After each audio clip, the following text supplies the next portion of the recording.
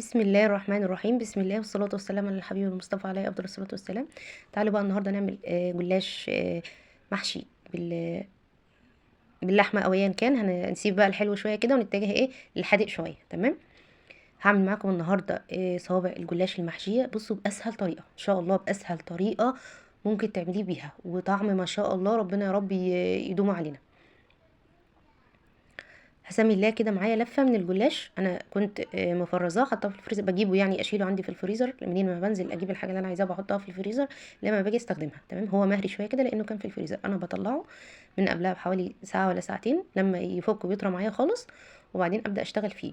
هفرد لفه الجلاش كلها كده، وبعدين هاخد كل ورقه لوحدها اتنيها كام تانية كده على بعضيها، كل ورقه لوحدها اتنيها كام تانية على بعضها كده، واحطها على جنب. ده هيسهل معايا خالص في الشغل بعد كده. تمام. واللي متقطع برضو هنعمله، مش هنرمي اي حاجه ان شاء الله. وطبيعي ان هو يبقى فيه متكسر كده طالما متفرز، طالما محطوط في الفريزر، فطبيعي لما تيجي تطلعي لافه الجلاش بتلاقي فيها بعد ورق متكسر كده. تمام. هنستخدمه كله ان شاء الله. انا هفردها وبقى هعمل كل ورقه لوحدها زي ما قلت لكم كده، لان انا هستخدم كل ورقتين على بعض. تمام. هي لافه الجلاش فيها 10 ورقات. تمام. هعمل الصينيه بتاعتي هتهنها بالسمنه كويس قوي كده اللي هحط فيها. بعدين هبدا بقى انا مسيحه معايا حوالي نص كوبايه سمنه.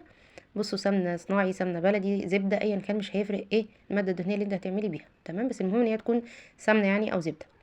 والحشو بقى هنا براحتك، هتستخدمي لحمه مفرومه، هتستخدمي فراخ متعصجه، هتستخدمي ميكس من الجبن، خضار، ايا كان. انا حطيت هنا ده عصاج فراخ كان عندي، ما صورتوش لانه هو كان عندي موجود يعني. آه، ما ببقى بعمل حاجه وفاض مني من العصاج بشيله في كيس كده في الفريزر لما باجي استخدمه لحاجات تانية زي دي. وبحط عليه وحطيت هنا جبنه موتزاريلا حاجه بسيطه كده، وشرايح من الزيتون. زي ما قلت لك الحشوه بترجع ليكي، احشي اي حاجه براحتك زي ما انت عايزه. تمام. تاني هو اول ورقه بفردها وادهنها، لازم تدهني. بصي، حتى لو مش عايزه تكتري في الماده الدهنيه بتاعتك اللي هي السمنه وكده ما تكتريش، بس المهم ان انت توزعي السمنه كويس قوي قوي على ورقه الجلاش. لازم كل سنتي في الورقه يكون مدهون كويس، عشان السمنه دي هي اللي بتخلي الجلاش مورق معاكي بعد كده.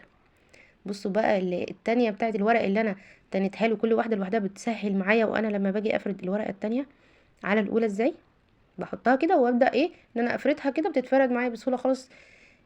علشان التانية اللي انا تانيها لها من البداية يعني. تمام. زي ما قلت لك الحشو فيه براحتك، اي حاجة اي حاجة بتحشيها له بتطلع حلوة، بالذات مع الجلاش يعني. تمام. إيه، انا حطيت اهوت الحشو. وبعدين طبعا العصاج ده بيبقى فراخ متقطعة شرايح صغيرة خالص، مع بصلاية برضو بقطعها ناعم، وعلى النار بشوحها وبنزل عليها بالفراخ.